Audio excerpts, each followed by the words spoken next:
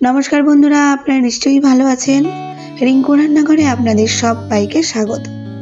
আজ আমি আপনাদের তৈরি করে দেখাবো বাঁধাকপির পকোড়া। এটা বিকেলবেলা স্ন্যাক্স হিসাবে যেমন খাওয়া যায় তেমনি এটা গরম ভাতে ডালের সাথে খেতেও কিন্তু ভীষণ ভালো লাগে। আর আপনারা তো জানেনই রিঙ্কু রান্নাঘরে সব কিছুই কিন্তু তৈরি হয় ঘরোয়া মশলাতে। এখানে আমি কিছুটা বাঁধাকপি ভালো করে কুচিয়ে নিয়েছি, তারপর এটা ধুয়ে পরিষ্কার করে নিয়েছি। এখন এর মধ্যে দিচ্ছি দুটো মাঝারি সাইজের পেঁয়াজ কুচি, সাথে দিচ্ছি স্বাদ মতো লবণ,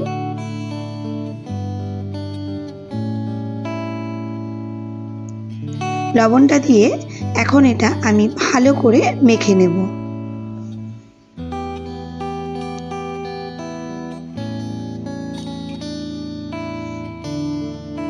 এটা কিন্তু একটু চেপে চেপে মাখতে হবে, তবে এটা নরম হয়ে যাবে।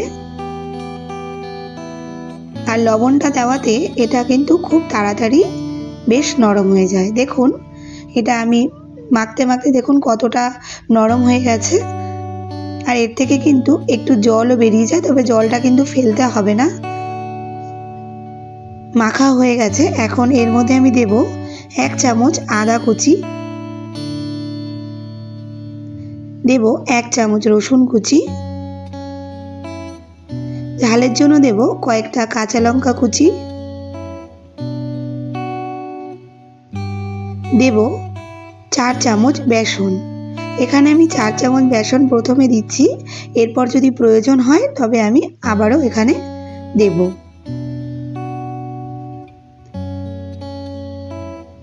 এখন কালারের জন্য দেব সামান্য একটু হলুদ, দেব 1/3 টিস্পুন গোলমরিচ গুঁড়ো, দিচ্ছি 1/4 টিস্পুন কালো জিরে, আর সাথে বাইন্ডিং এর জন্য দেব একটা ডিম। এখন সব কিছু আমি ভালো করে এটা মেখে নেব। বন্ধুরা আপনাদের এইভাবে মাখতে মাখতে যদি মনে হয় আরও একটু বেসন দিতে হবে, তবে কিন্তু এই সময় বেসনটা আপনারা দিতে পারেন। নতুন বন্ধুরা আপনারা যারা আমার রান্নাগুলি পছন্দ করেন তাদের কাছে আমার রিকোয়েস্ট, আপনারা আমার চ্যানেলটি সাবস্ক্রাইব করে আমার পাশে থাকবেন, সাথে পাশে থাকা বেল আইকনটি প্রেস করে দেবেন যাতে পরবর্তী রান্নার ভিডিও নোটিফিকেশনটি আপনি সবার প্রথমে পেয়ে যান। এর সাথে সাথে আমার পুরনো বন্ধুদের জানাই আমার পাশে থাকার জন্য অসংখ্য ধন্যবাদ। এইভাবে ভালো করে মাখা হয়ে গেলে আমি এটা 10 থেকে 15 মিনিট ঢেকে রেখে দেব।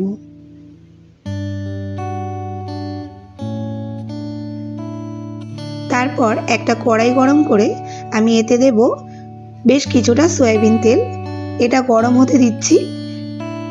এরপর আমি যে বাঁধাকপিগুলো মেখে রেখেছিলাম এর মধ্যে দিচ্ছি কিছুটা পরিমাণে চালের গুঁড়ো।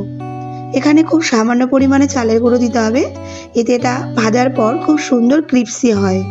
আর একটা কথা বন্ধুরা, চালের গুঁড়োটা আগে দিলে বাঁধাকপিটা আঠালো আঠালো হবে না, জল ছেড়ে দেবে আর বাইন্ডিংটা কিন্তু নষ্ট হয়ে যাবে। তাই চালের গুঁড়োটা পরে দিয়ে আমি ভালো করে মেখে নিয়ে এখন গরম তেলের মধ্যে এটা হাতের মধ্যে গোল গোল করে শেপ করে এটা দিয়ে দেব।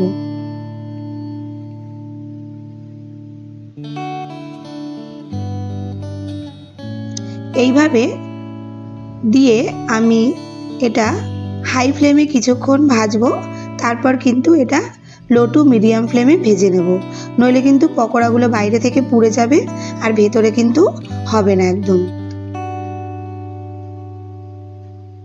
দেখুন পকোড়াগুলো উল্টে দিচ্ছি, আর এরকমই একটু লাল লাল হবে, তবে এটা দেখতে বেশি সুন্দর হয়।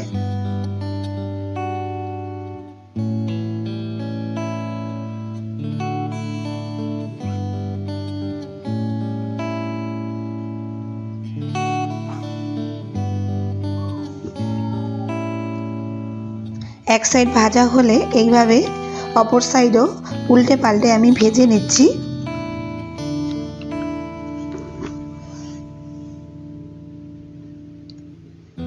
যে পকোড়াগুলো ভাজা হয়ে গেছে সেগুলো এখন আমি একটা একটা করে নামিয়ে নিচ্ছি। এরপর নামিয়ে এটা আমি পরিবেশন করব। বন্ধুরা রেসিপিটি নিশ্চয়ই আপনাদের ভালো লেগেছে। কমেন্টে কিন্তু আপনাদের মতামত আমাকে অবশ্যই জানাবেন কেমন লাগলো। আর হ্যাঁ, ভালো লাগলে অবশ্যই একটা লাইক করে দেবেন। এখন তাহলে আসি বন্ধুরা, আপনারা সবাই ভালো থাকবেন, সুস্থ থাকবেন। দেখা হচ্ছে নেক্সট এপিসোডে।